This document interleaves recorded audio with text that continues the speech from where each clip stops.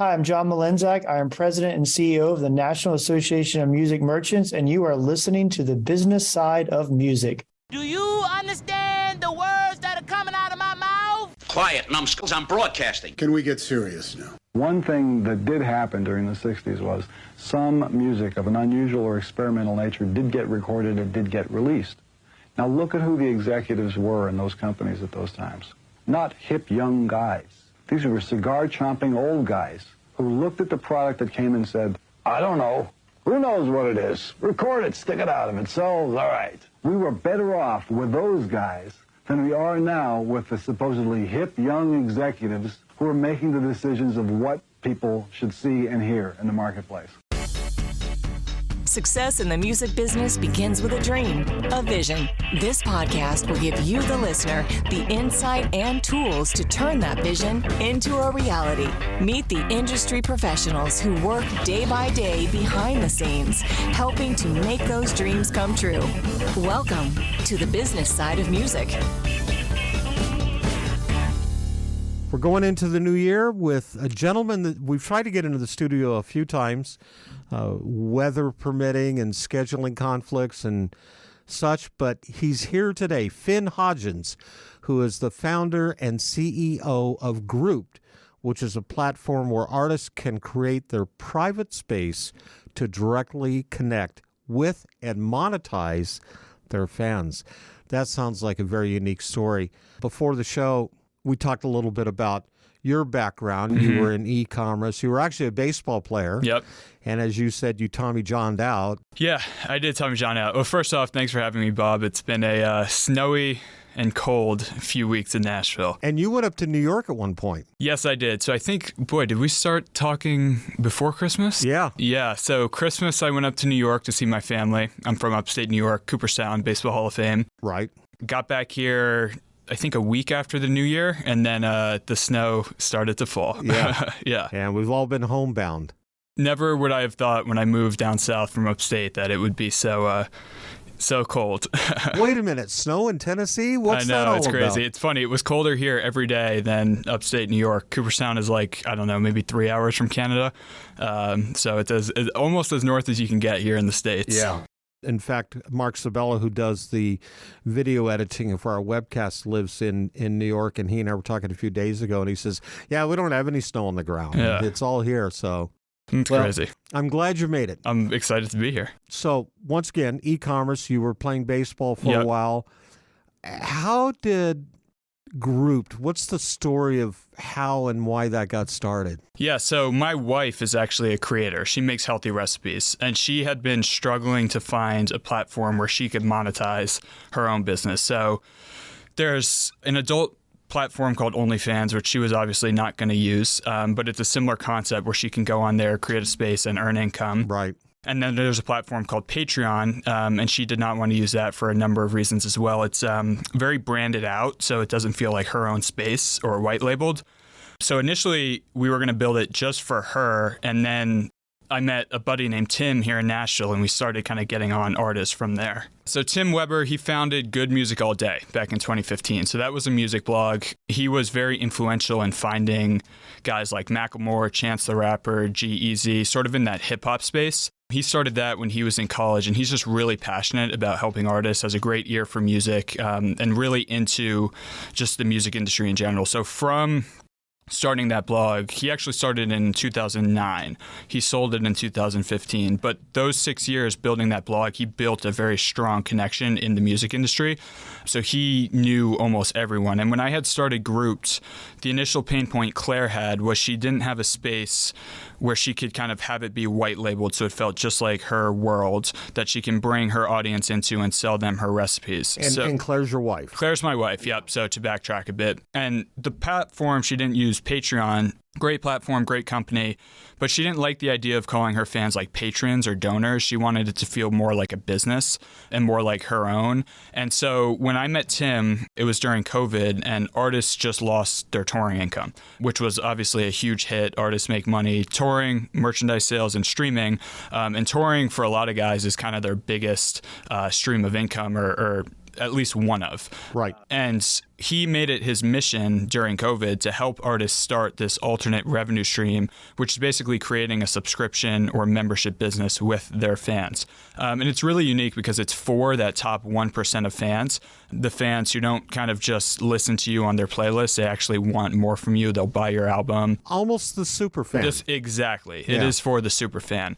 And Tim knew artists make 90+% of their income from those top 1% of fans, or what you would call the super fans. They're the ones who are going to buy the merch anyway. They're going to buy the albums. They're going to buy tickets on tour, etc. So he was like, okay, they can't tour. They need a place to do this digitally. I met him through a mutual friend, and he asked me to get a few artists on the platform because I had built the tech. It was just what he was looking for. And from there, we ran a trial, got a few independent artists on. It went really well. What I noticed, which surprised me at the time, is we had built the side of our platform for community. So very similar to how artists might use Discord. And it looks like a Reddit. So it's a thread-based thing where fans can post whatever they want. And when he got the first few artists on, and I saw fans posting pictures of like March Madness brackets they'll fill out with their favorite song the artist posted, pictures of their tattoos of the artist, pictures of, their shirts, pictures of the artist on tour. I knew how much these fans were craving that connection to their favorite artists and how much they actually wanted the artist to make these spaces. So I was like, okay, Tim, let's partner up and let's focus all on music. And that's kind of where we went from there. It's almost interactive between the fan and the artist. It's very interactive. So think of groups as an artist basically creating like their own private social network, if you will, where they can sell things. So they could sell an album on there for $9 to their community, or they can charge, or they can charge a subscription fee for people to get reoccurring revenue. They can sell FaceTime calls. They can do a live stream, which they charge their fans to join. All that stuff they can do in the community. And that's all in the envelope of group. Yes, exactly. So right now it's all web-based. We're actually right now launching our mobile app in 4 to 6 weeks, which is exciting. Yeah, that's got to be exciting. Yeah, it's stressful, but it's exciting. Now, are you building this yourself? No, I have a software team, and then we have the marketing side of the business, which is Tim, who founded Good Music All Day. We have a few others on that side of the business, and then we have 4 engineers.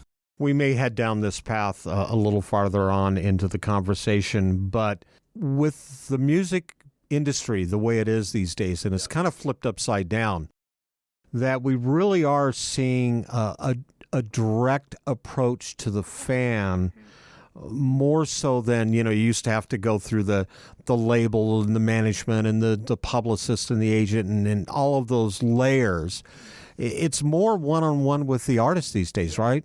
Yeah, it's amazing. Social media has been a huge culprit of that, and the cost to get your music distributed and heard by the world is very low now. These artists don't need a huge marketing arm or tons of budget, tons of billboards on Broadway to be heard. Like most of the guys, at least right now, and we do have our first few label artists launching on groups coming up, but most of the guys are independent artists using the platform, and they make more money than a lot of these label artists just because they're able to leverage social media to gain a following and to get listeners.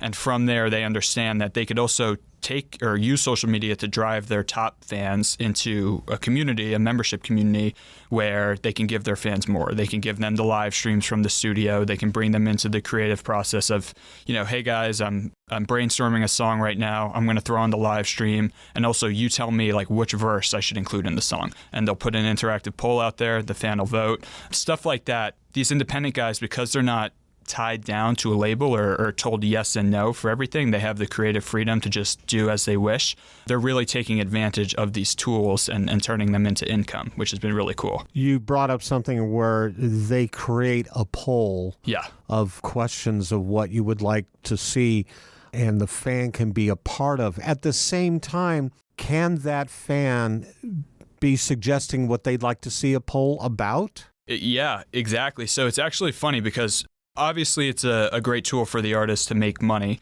but another amazing thing artists are using Group for is just getting feedback from their fans on what to do. So fans will tell them so much about what they want to see that it'll go as far as an artist creating a poll with songs that haven't been released yet, asking their fans to vote for which songs they want to put on DSPs, and the artist would then release that song on DSPs.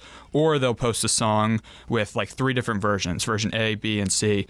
The fans will vote for which version they like the best, and that's what the artist goes with. So it's also an ability for the artist to get like a research and development team from their top fans, who are the people who love their art the most.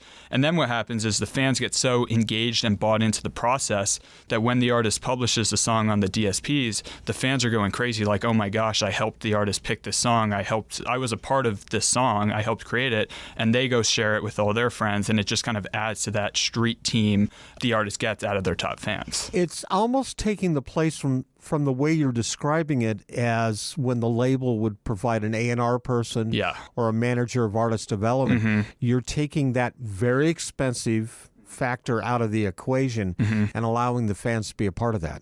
Exactly. And I think the artist, even from a mental health side, them being able to have I would call it almost like an intimate, it's a community.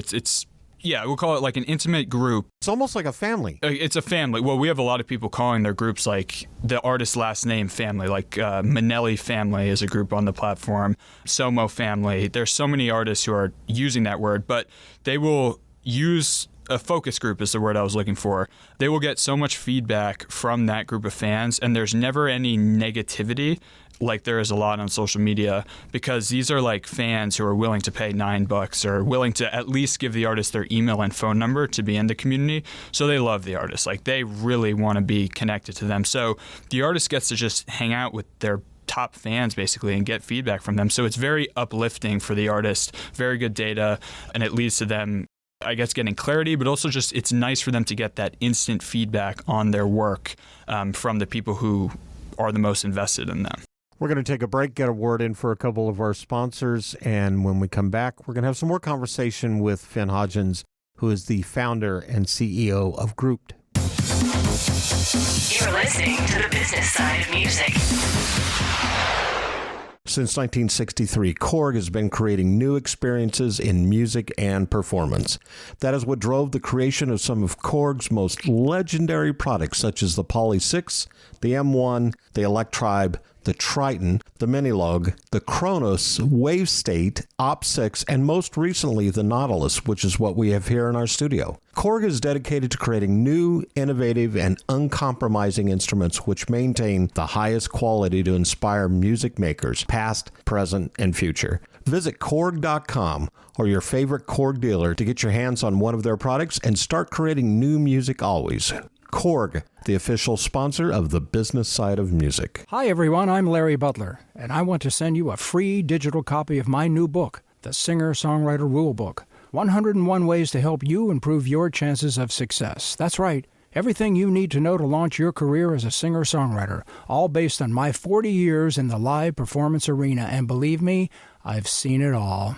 In my book, you'll find the 10 things you have to deal with before even thinking about becoming a singer-songwriter performer. You'll also learn about the 5 things every singer-songwriter can do this weekend to make their live show better. 5 things I can guarantee that you are not doing already. Plus, there's tips on songwriting and staging, photo and video shoots, publishing, merch, dozens of other topics. All written for people who don't particularly like to read. And again, it's free. Just go to the Business Side of Music website homepage and look for my book cover. Click on it, and a free digital copy of my book will be yours. I'm Larry Butler, and I approve of this message. Thanks.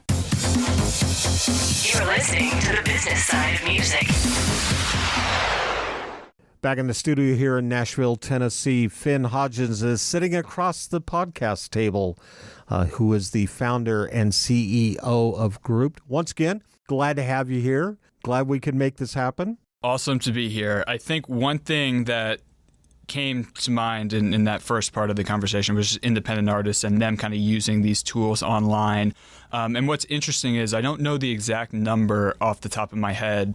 Maybe I'll send you the graph after we're done. But each year, a higher and higher percentage of artists are choosing to stay independent. And last year was the first year where it was over 50% of artists chose to stay independent versus joining a label. Okay, so wait a minute. 50% plus. Yep. are now deciding to be independent, not encumbered with a label. And I don't mean that in a bad way, but when you sign to a label, you kind of lose your rights. Yep. You know, the label now owns a majority of that.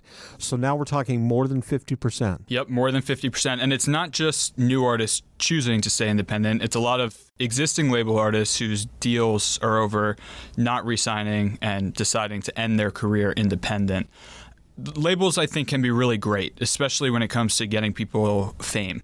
But that is like a very select percentage of artists who end up blowing up and getting famous.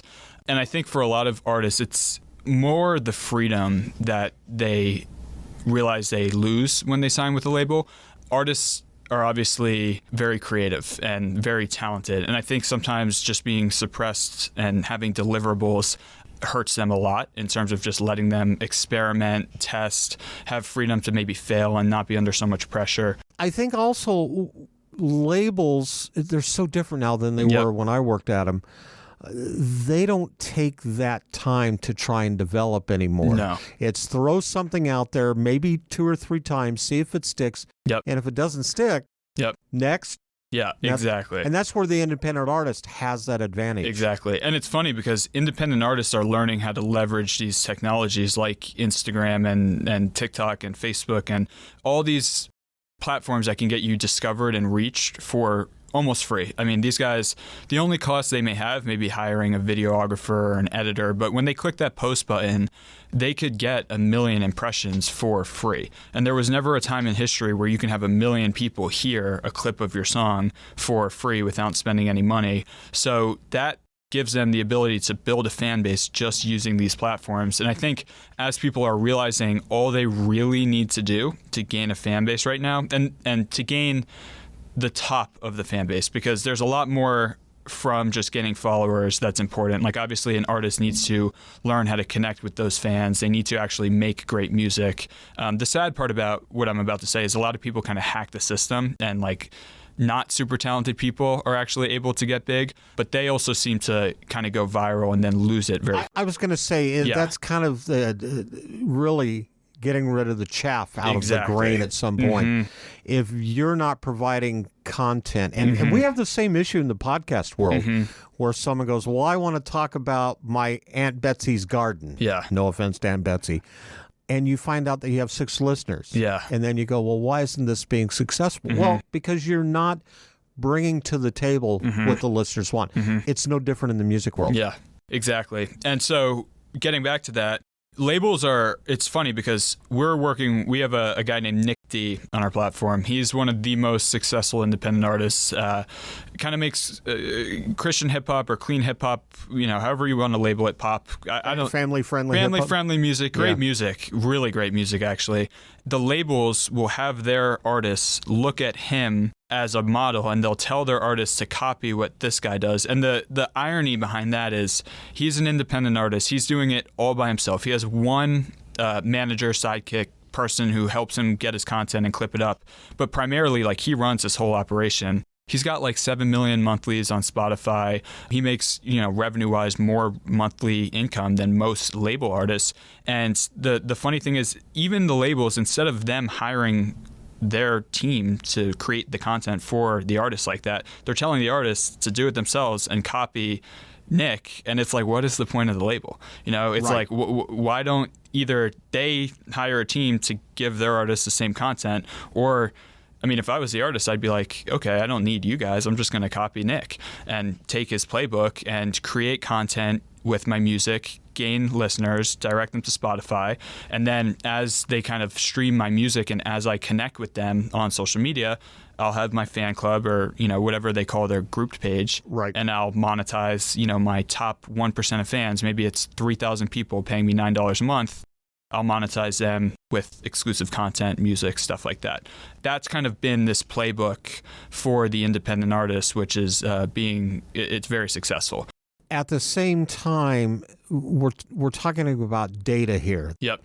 The artist needs to get, because that's what drove the record labels for so many years. Yeah. They knew the strong markets versus the weak markets.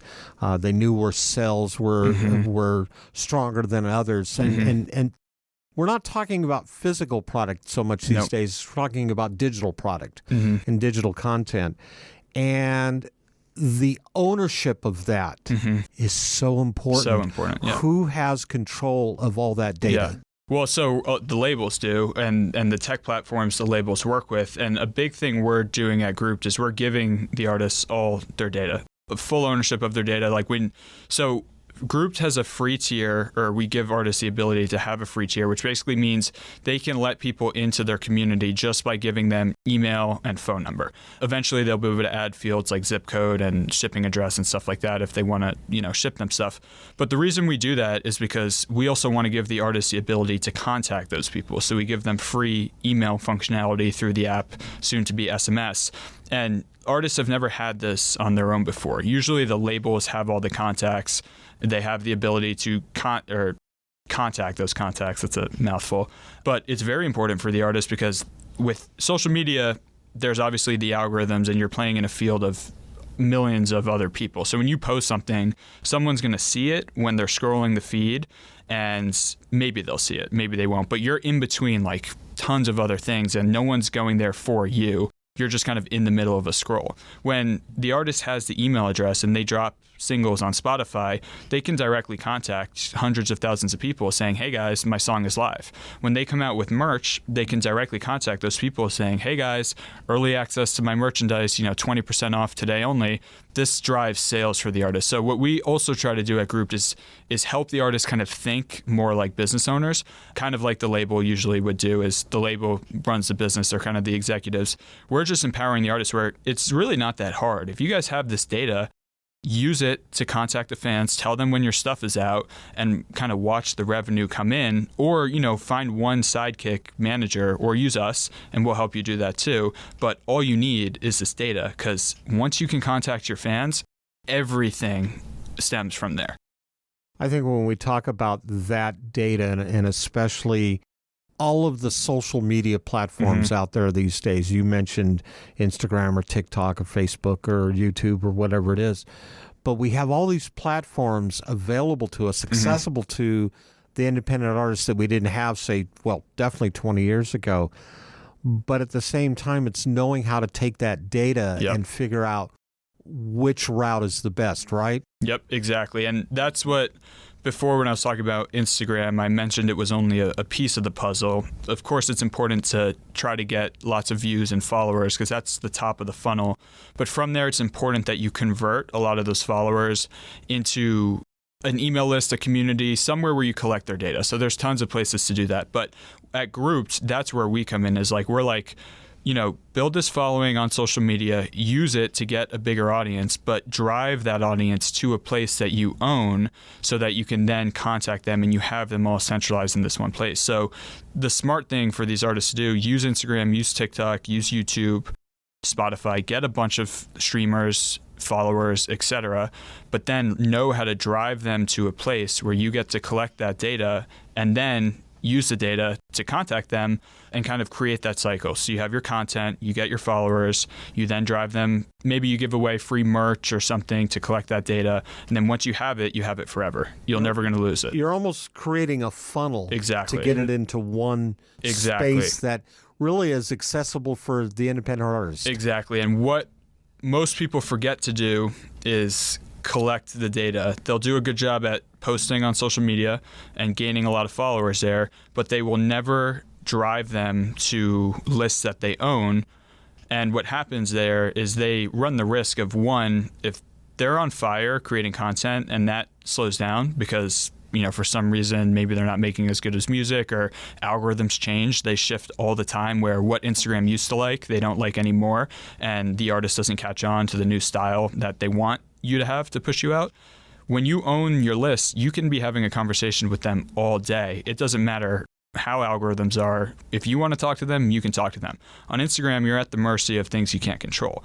And so when you can own the data, you don't have to worry about any of that. You have a lot more longevity because you can also build a deeper relationship with these people. And not to go on too much of a tangent, but Instagram, TikTok, etc., they're all 30, 60-second touch points. You can't really build a great relationship with someone in 30 seconds when you're cutting them off of a scroll. If you use email lists and communities, you can post these longer form pieces of content or write longer form pieces of content, bring people into your world, your creative process, let them get to know you. And then all of a sudden, these people love you and they're going to spend $500-600 a year on whatever you put out.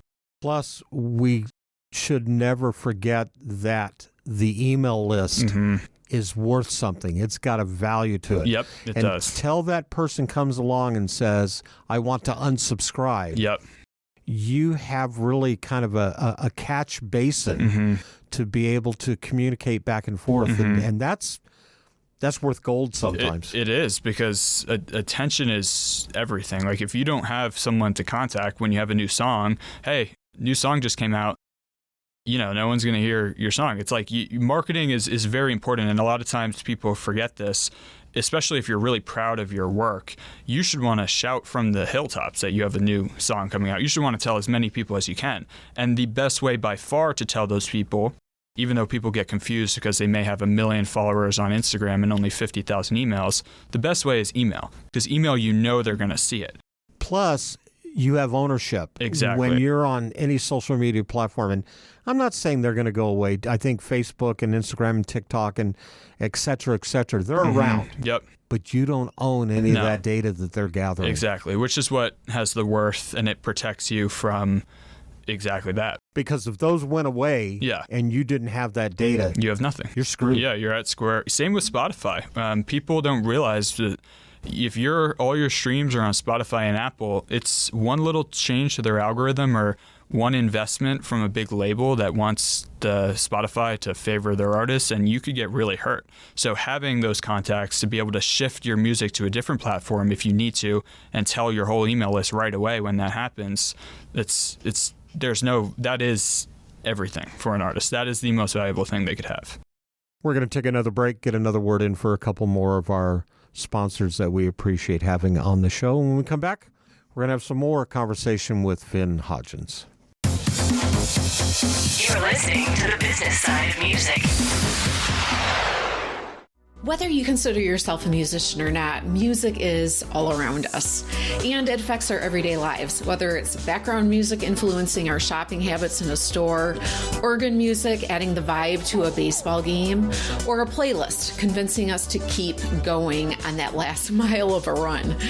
I'm Mindy Peterson, host of the podcast Enhance Life with Music, where we take a holistic look at music's benefits through the lens of science and medicine, entertainment, and business. You can find me and Enhance Life with Music at mpetersonmusic.com/podcast or wherever you get your audio. As a musician, you have a dream, that vision of what success looks like for you. Though it's not only about the money, money is part of it. Whether you've been extremely successful or you're just striving to maintain a regular cash flow, you need a plan. Money Concepts can help you develop a customized plan to achieve the financial stability and success you want. For over 40 years, Money Concepts has been providing holistic financial planning services to individuals, families, and business owners. As an independent firm, Money Concepts and their associates are committed to always represent the best interest of the client. It's really about a committed, benevolent interest in them personally. This independence, coupled with that committed, benevolent interest, means they represent you, the client, not a product supplier. It's not about selling products, it's about helping you achieve success. To learn how this can benefit you, contact my buddy, John Adams, with Money Concepts at 737-867-9309. That's 737-867-9309. You can also email John at jadams@moneyconcepts.com. You're listening to the business side of music.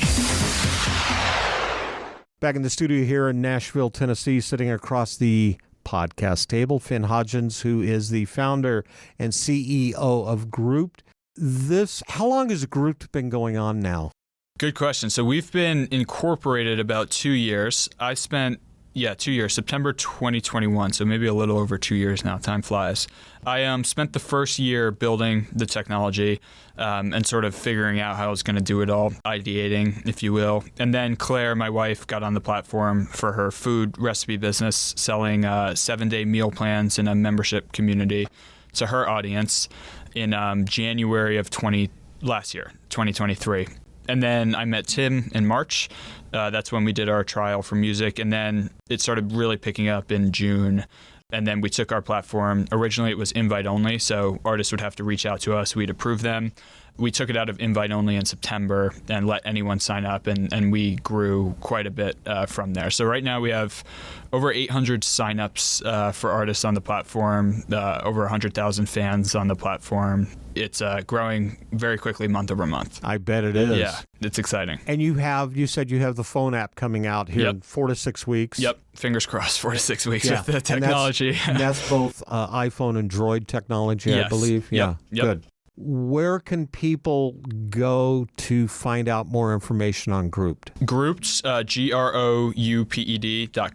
That is anything from demos to sign up to... Yeah, and I was going to ask you if an independent artist has questions, there's a way to get on there and figure things out. Yep. So we have Tim, my partner, did an amazing job creating this whole entire resource section. He works hand in hand. He has a strong passion for helping independent artists. It is literally his life mission, and he does an amazing job. So he built out, just from the 6 months of learning what these artists need, how they were using the platform, questions they had. He built out an entire resources section on our website, which walks you through any possible scenario or question you may have on using the platform or even just creating as an independent artist. Usually it ties back to Grouped, and we're going to continue to build it out, with relationships with like distributors we like and stuff. But right now it just shows best practices for Grouped. And we also have, I think it's still on the website, a Calendly link where any artist can book a 15-minute call with our team and just learn more. Is there any charge to that? No charge for anything. So Grouped is solely a commission-based platform. So we take 10% of sales that come through the platform. And those sales are merch or are content that they've put out. So usually an artist will do something like a free membership includes first access to music, first access to merch, and access to their private community. And then they'll have something like a $9 a month membership, which includes never before heard music that will never come out on DSPs. You can vote on songs that you want the artist to come out. You'll get a postcard shipped to your door or a shirt or something like every 3 months. Whatever the artist wants to do.